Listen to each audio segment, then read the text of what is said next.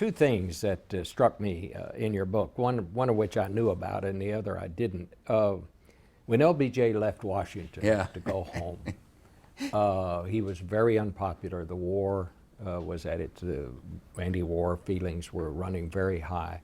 Your dad was the only Republican that went out to Andrews Air Force Base to see LBJ off as he headed back to Texas.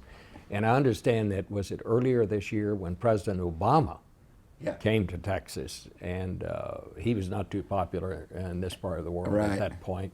Your dad, in his wheelchair, went out to the airport to greet him.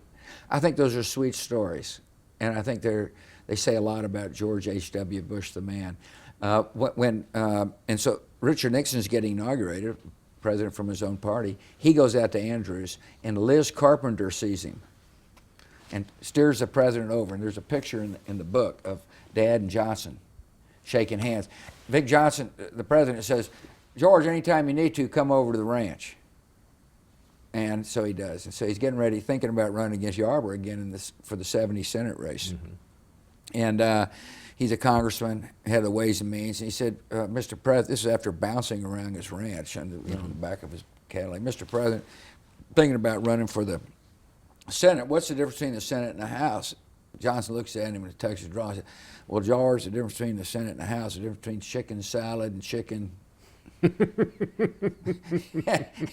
Only Johnson could put it like that.